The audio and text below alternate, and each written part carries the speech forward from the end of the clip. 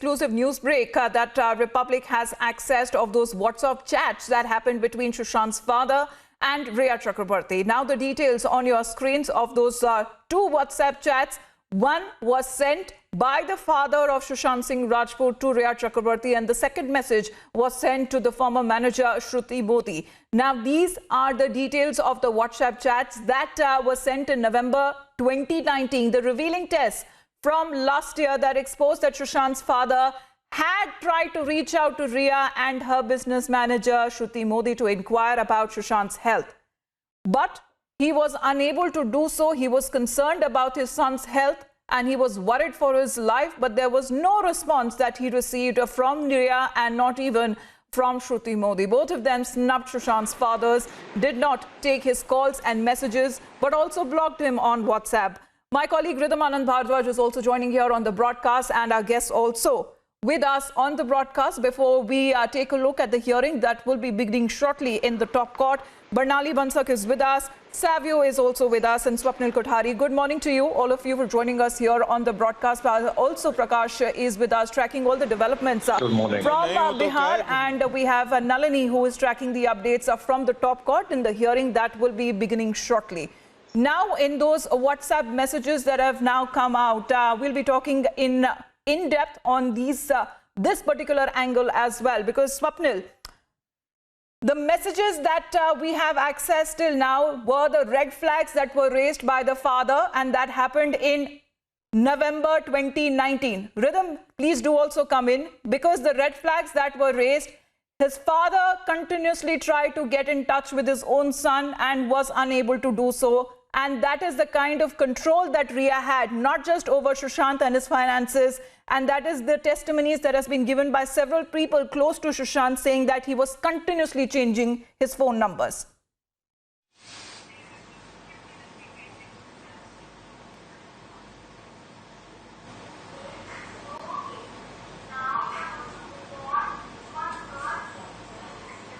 All right, hi, thank you for that, Amrita. Good morning, viewers. Good morning, Swapnil, Savio, as well as Barnali, who are joining us. Abhishek, Prakash, our colleagues are also with us. Let's tell our viewers today is a high-pitched battle in the Supreme Court. And viewers, why this is relevant is on Wednesday, when the last battle was there, the Supreme Court had very clearly said, we are going to scrutinize what's happening with the investigation, after which we saw those replies coming in from the Maharashtra government. Swapnil, you were there on the show. We saw how shocked you were. Savio, you saw the brutal attack that the Maharashtra government did on the family.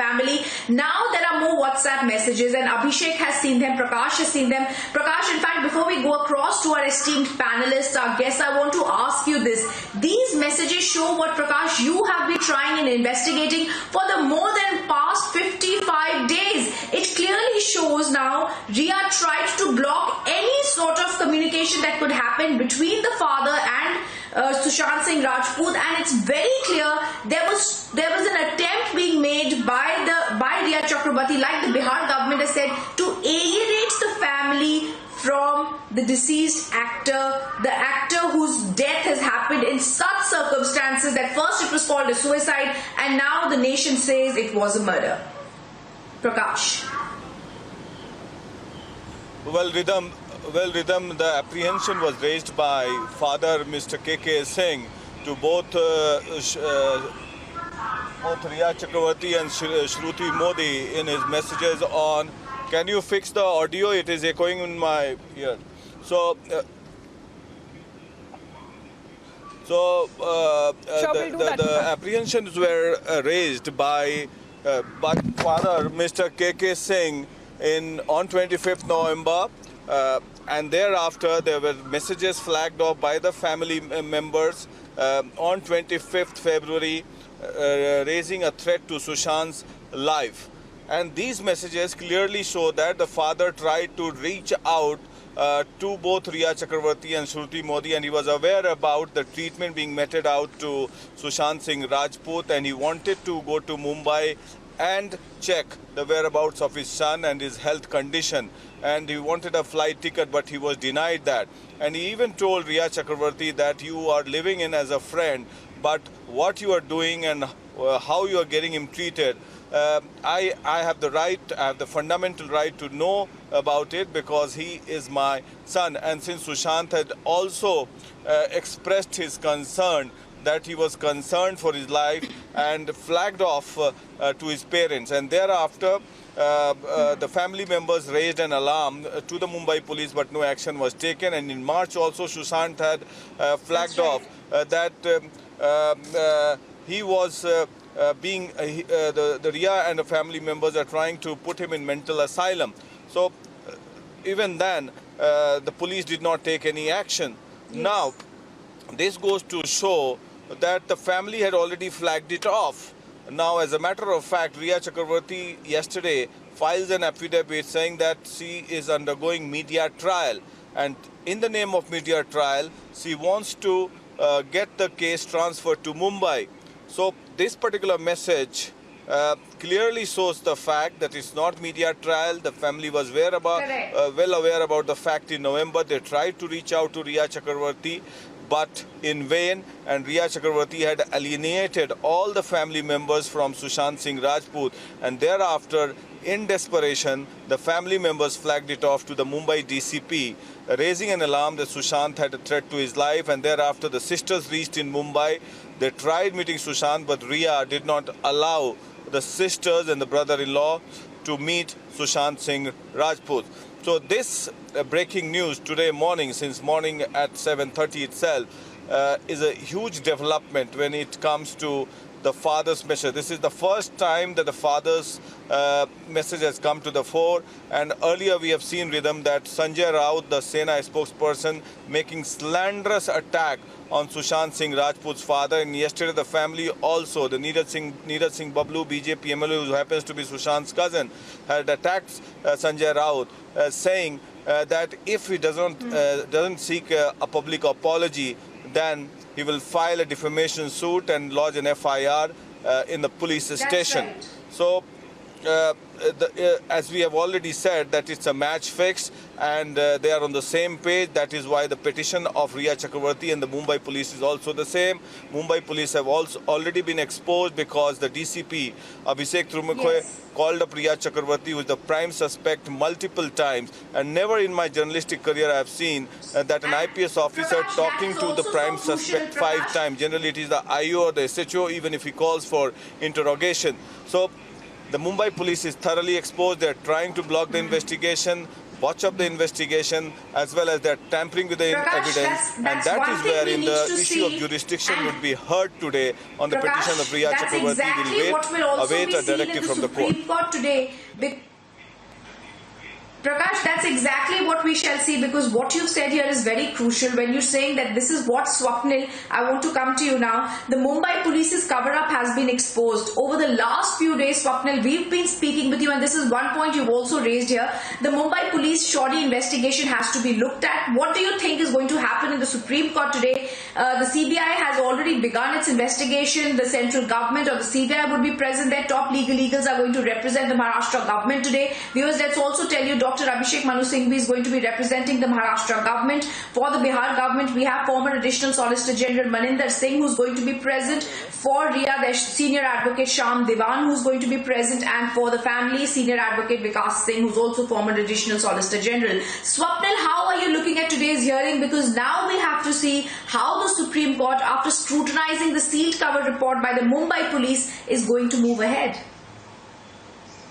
Well, I think the sealed Mumbai report is not going to reveal anything much. It will not have anything in it because they have not done anything for the past 50-60 days.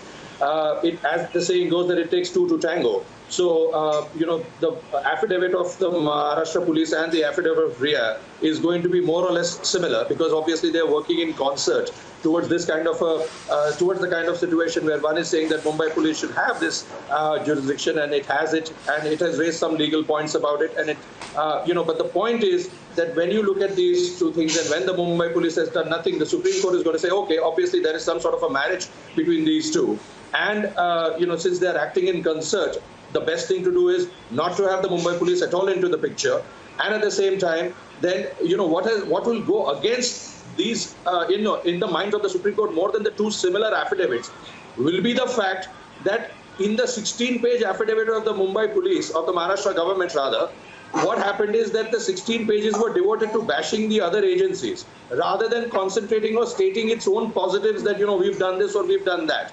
So that is going to, and coupled with the editorial that came out on Sunday, which, came against Republic TV. So why does a government want to muzzle the press?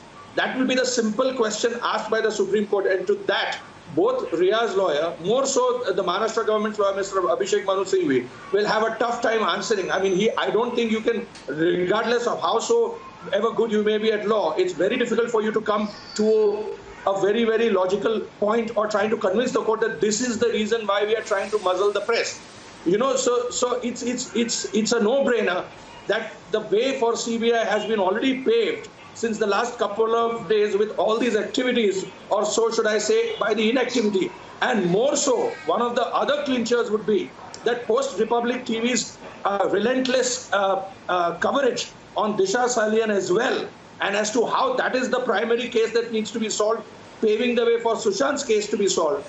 The Mumbai police started the re-investigation. The word re-investigation is wrong because there was no investigation in the first place. So it has now started the investigation. Correct. After Republic TV's coverage. So that is going to say that, okay, after 60 days... they were forced to look into it once again, Swapnil. They were forced to look into it once again. We also have Abhishek joining us here on the broadcast because, Abhishek, delve into the point when it comes to the jurisdiction level. This is something that has been raised both by Rhea and the Maharashtra government, which has opposed the CBI probe in the cases, saying the Bihar government has no jurisdiction to ask for a probe by the central agency. Now a U-turn that has been made by Rhea saying that she does not have any objection to a CBI investigation, but the jurisdiction of the Bihar police does not lie in the case. It should be headed by the Mumbai police.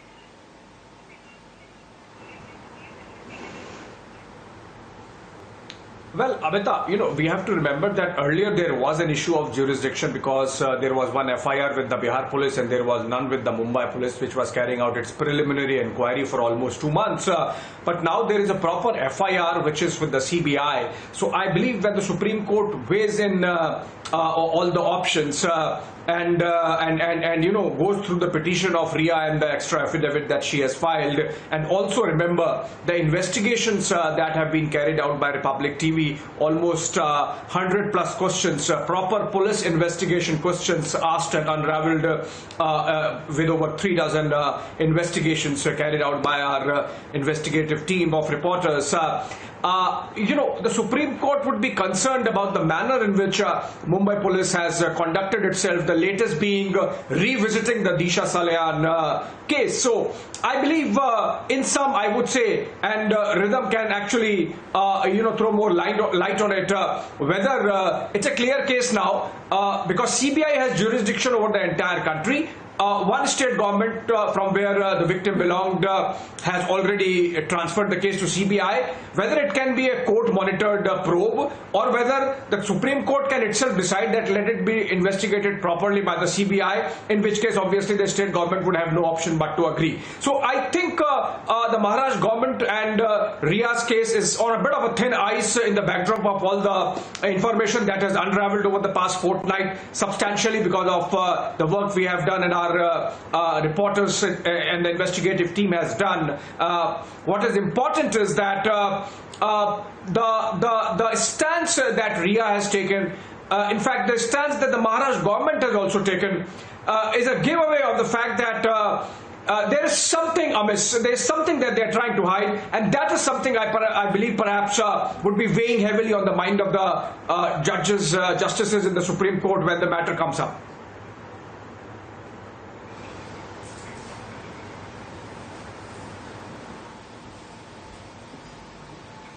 Let's absolutely. And, viewers, we also want to tell you at this point of time that we're going to soon give you a quick alert that will also come in from the Supreme Court. And like we've been talking about this, Savio, I also want to come across to you. Since the longest time we've seen this attack coming in from the Maharashtra government, now we also see Rhea Chakraborty who files an affidavit of a 14-page in the Supreme Court. Savio, is very surprising The shocking part is the affidavit filed by the Maharashtra government and by Rhea in several parts has 100% match. Whether it is the fact on jurisdiction like Abhishek is mentioning, both of them attacking the CBI, whether it is the attack on Bihar, whether it is the rules they've taken to attack the CBI, whether it is both of them saying the Mumbai police has jurisdiction, but most shocking, the words and the language both of them use for the father. Both of them say in the first statement the father had not alleged foul play. And then in subsequent statements, the Maharashtra government says numerous improvements were made. You know, Ridwan, it is very clearly evident that the Maharashtra government and Rhea Chakraborty are talking the same language, the same lines, and almost seeming like they are working together in the cover-up of the Sushant Singh Rajput death. Now, obviously, to any layman, and more so to a journalist, it is clearly evident that the Mumbai police in many quarters have botched up the investigation. Now, it is important to understand why. And that why can only be answered by the Mumbai police and the Maharashtra government if they come out and tell the people of this country why have they botched up an investigation. It is not that Mumbai police is an incompetent police team. They are very efficient. So what is the reason for the Mumbai police to botch up this investigation? And this has been clearly brought out by Republican, many of its sting operations. They were clearly simple acts that the Mumbai police themselves should have done as far as Sushant Rajput's case investigation was concerned, as well as the Disha Salyan investigation was concerned. But there are glaring errors done by the Mumbai police that even the best lawyers would tell you that this is probably not the best way to go about in an investigation.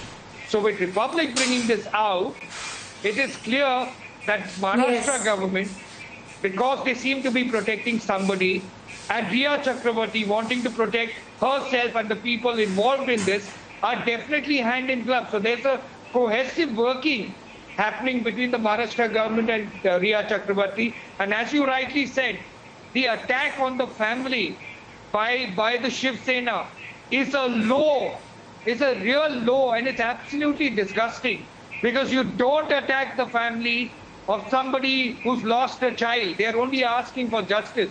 So Sanjay Raut is known to be a man with absolutely no intelligence when he speaks. But in this conversation, he has taken Shiv Sena's respectability to an absolute low by dragging in Sushant's family into it. So Maharashtra government is on a very sticky wicket, and the Supreme Court will be with the truth.